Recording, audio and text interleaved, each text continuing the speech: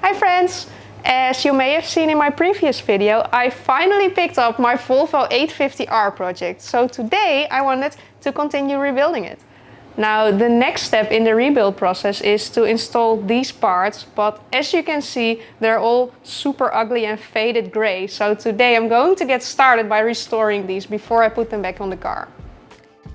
And after debating for quite some time about the best solution for these faded moldings, I decided to go with the safest option and just repaint them.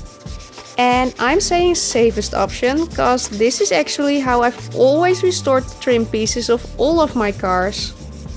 The first step of the process is to lightly sand all of these surfaces, and I'm using some green Scotch-Brite to do that. Now you don't have to overdo this, I just like to make sure the whole surface looks nice and evenly sanded. And of course, the next step of the prepping process is to properly degrease everything. I always use a mild degreaser to do this to prevent it from damaging the plastic.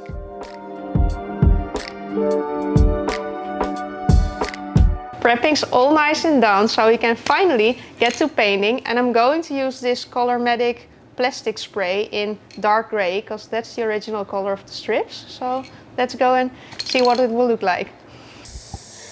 I think the painting itself is pretty self-explanatory, and painting these kinds of parts is always fairly easy in my opinion. You just spray a thin layer of paint on the part, making sure that part gets evenly coated. I'm also trying to keep the same distance between the spray bottle and the part at all times.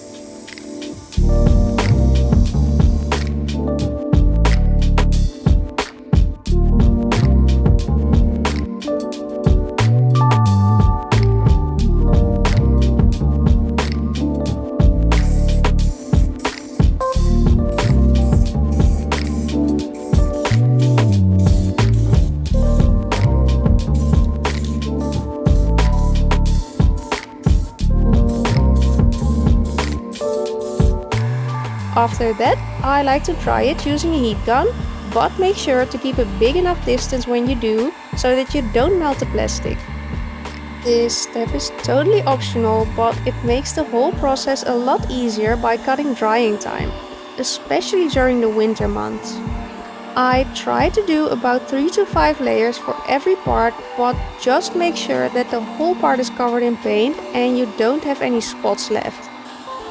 And by the way, no, I'm definitely not a professional. As you can see, I'm just sharing what I've learned from past experiences. Alright, we're here with the 850R obviously, so we can now go and reinstall the freshly repainted parts. But first I have something way more important to show you guys, because I got the new D5T5 calendar for 2026. Look at it, it's amazing. I'm going to get started with these roof trims because they're the biggest and they're in the way the most because I don't have any space here. So let's get started with these. But first I gotta reinstall these clips that keep the strip in place. Now I must admit I was really not looking forward to this part because it was such a pain in the ass to remove these clips. Luckily, pressing them back in place was somehow a whole lot easier.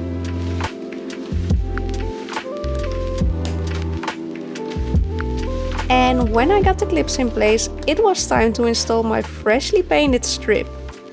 I'm trying to be really careful, making sure all of the clips line up properly before pressing the strip in place.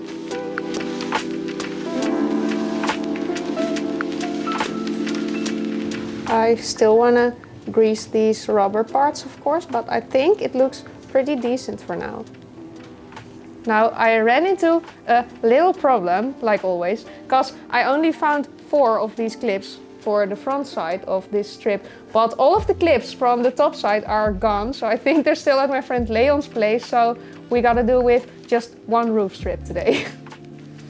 Luckily, we still got some other parts left to install, such as the door moldings, which you can just slide in place and secure from the inside of the door with a small screw.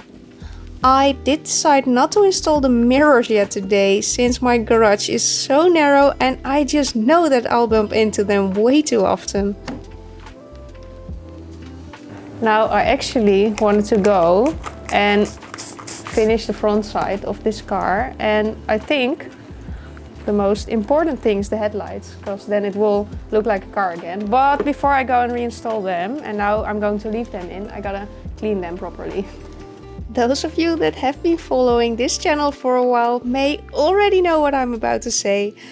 I forgot my cleaning brush. Again. But yeah, we gotta do what we gotta do, so I'm cleaning with a microfiber cloth once again. Which isn't ideal to clean those little corners, but it does get the job done. I cleaned it. I cleaned it.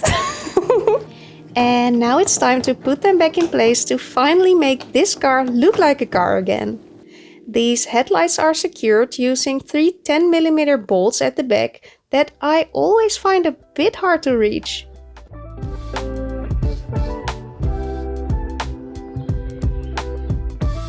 And of course, don't forget to plug in the connector. Okay, so I was looking inside of the car for my new indicator lights, but then I found something more exciting, I guess. I found these clips, so I can go and reinstall that other roof strip. Yay!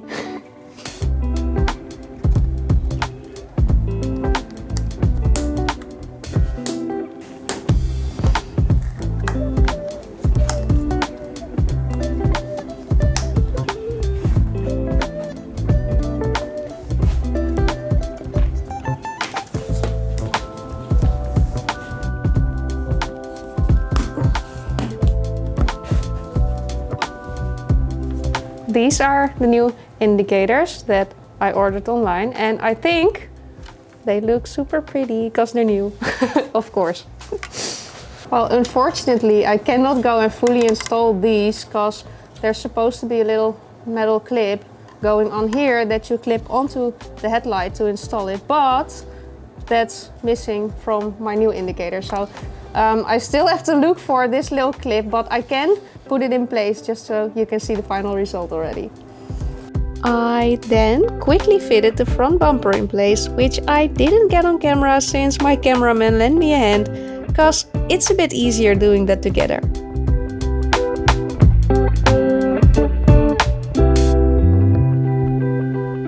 Now you'll may be wondering why I'm reinstalling some unpainted parts, but my plan for this car is currently to just rebuild it with all of the parts that I have, then get a license plate on there so I don't have to drive this car on and off the trailer all the time, so I can just drive it to my painter to paint the remaining parts. So that's why I'm rebuilding it like this. But luckily this new bumper is already red, so you can see the final result, and I think it's starting to look amazing.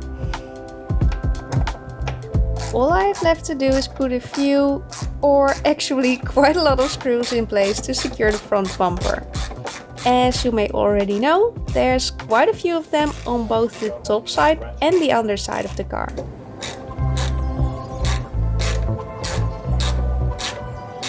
And with that, the front end is almost reinstalled. So stay tuned for more updates on this process, because I'm going to call it a day for now. Thank you so much for watching. Don't forget to like and subscribe, and I hope to see you next time. Bye!